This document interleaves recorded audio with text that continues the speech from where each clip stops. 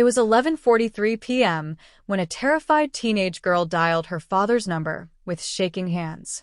Her voice cracked as soon as he picked up. "Daddy, please, they hurt me." The room went silent on his end. The man holding the phone wasn't just any father. He was Alessandro Moretti, the most feared mafia boss in the tri-state area. A man whose name alone could freeze a room. But in this moment, he wasn't the boss. He was a father hearing his daughter cry.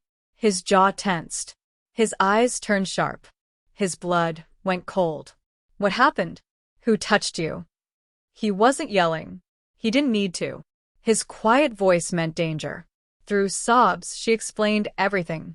The 3 police officers, the traffic stop, the insults, the threats, the shove that made her fall. And worst of all, they laughed when she cried. Alessandro's hand curled into a fist. He stood up slowly from his leather chair, every muscle tight with fury. His men saw his expression and fell silent. No one dared speak. He whispered 3 words that sent chills through every man in the room. They hurt her. Every soldier straightened. Every phone stopped ringing. The Mafia didn't fear the police. But tonight, the police should fear the Mafia. Alessandro tapped his watch. "Find them." His voice was calm, too calm. "Before sunrise." Tonight wasn't about revenge. It was about justice, his kind of justice. Within minutes, Moretti's mansion transformed into a war room. His top lieutenants, Marco, Dante, and Leon, rushed inside. Marco stepped forward. "What happened, boss?" Alessandro didn't answer immediately. Instead, he placed his daughter's cracked phone on the table. A smear of dried tears was visible on the screen. His voice was a whisper. 3 cops. Unmarked cruiser. No body cam lights. They called her princess before grabbing her. Dante clenched his jaw. They touched the wrong girl. Alessandro nodded. They touched the wrong father. He slid a folder across the table. Inside were addresses, precinct files he had memorized long ago. He knew every crooked cop, every power-hungry officer, every name that had ever taken a bribe. "Start with them," he said.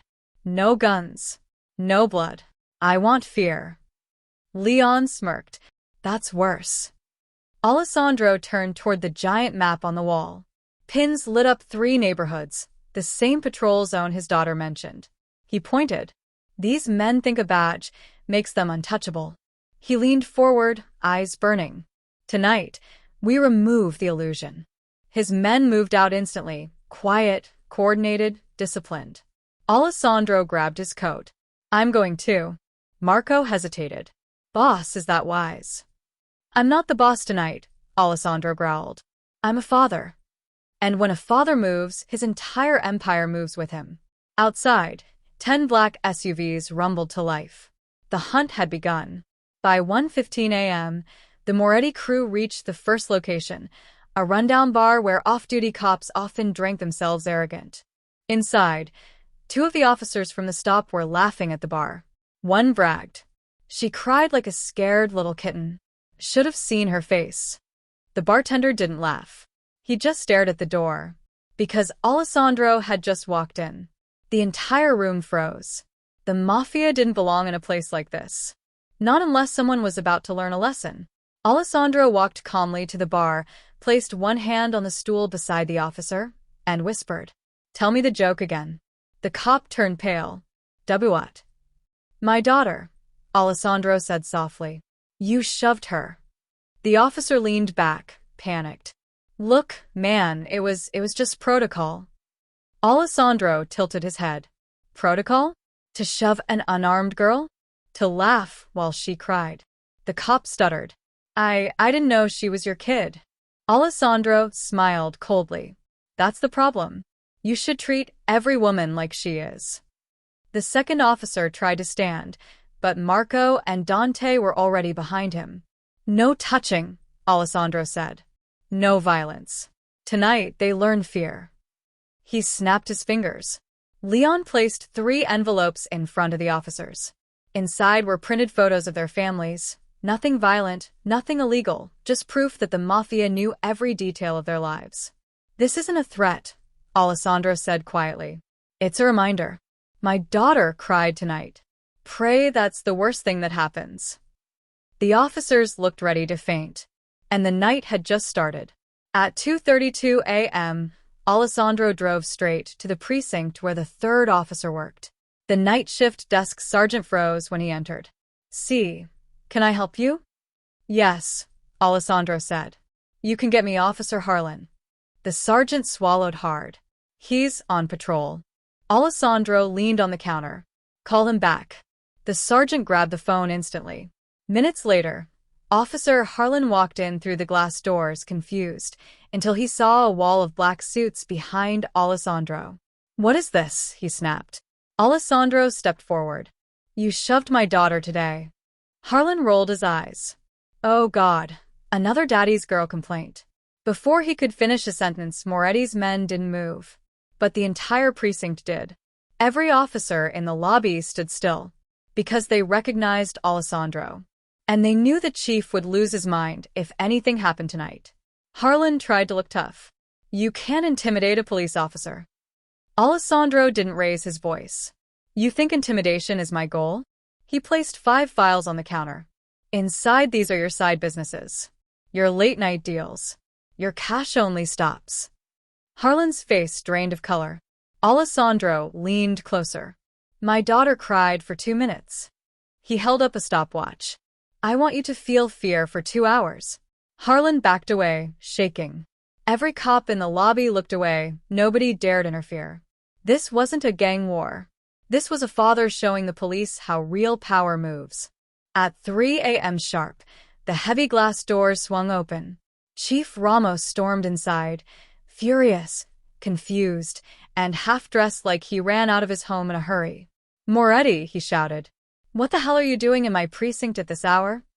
Alessandro turned slowly. "Fixing your mistake." Ramos glared. "You can't threaten my officers." "I haven't touched them," Alessandro replied. "I don't need to." The chief looked around and noticed his officers shaking. Fear was in the air like smoke. "Where's Harlan?" Ramos demanded. Harlan stepped forward, trembling. "Chief, I—" Before he could speak, Ramos barked. "You idiot! You touched Moretti's kid." The entire room fell silent. Ramos looked at Alessandro. "I'll handle this." "No," Alessandro said softly. "You'll understand." He handed Ramos a USB drive. Ramos played the video on the precinct monitor. It was the dash cam footage of the stop. Harlan grabbing the girl, shoving her, mocking her tears. Ramos's face changed. Not because of fear, but because even he couldn't defend what he saw. He turned to Harlan. "You're done." "No, Chief, Badge. Now." Harlan gave up his badge, shaking violently. Alessandro whispered. "One down." Ramos swallowed. "What do you want from me?" Alessandro locked eyes with the chief. "An apology. From the man in charge. Not to me. To my daughter." The chief hesitated, but he knew there was no escaping this.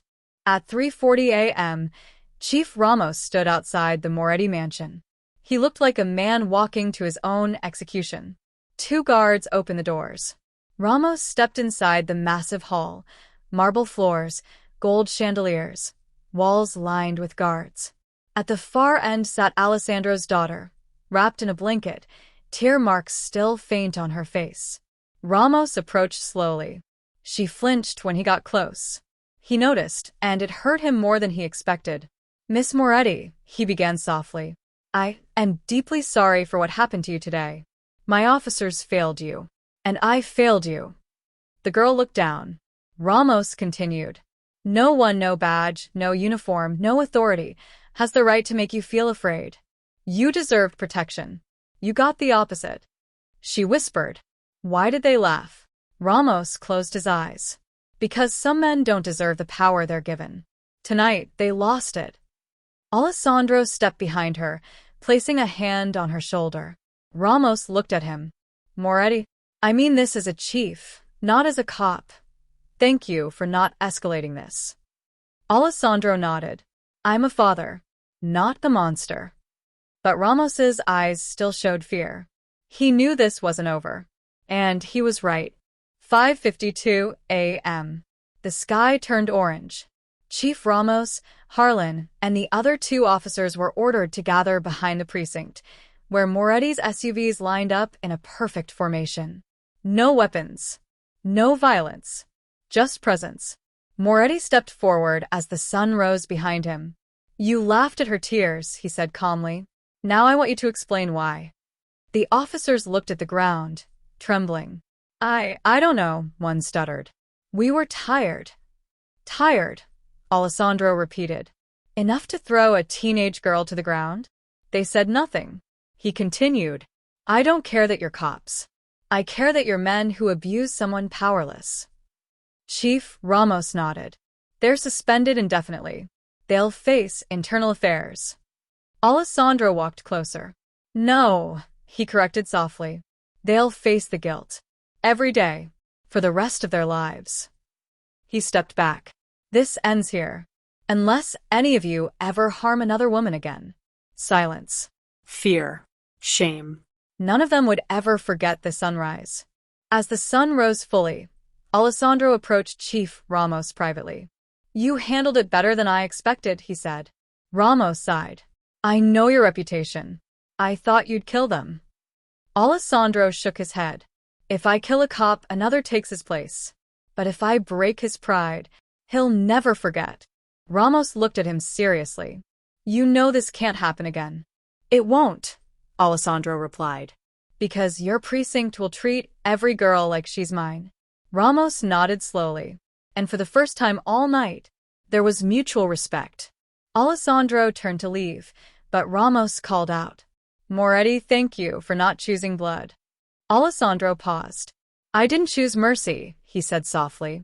I chose lesson. He stepped into his SUV. The engines roared. The Mafia convoy disappeared into the early morning traffic. By sunrise, word spread through every precinct. Don't mess with the Moretti girl. Ever. And every cop involved prayed the nightmare was truly over.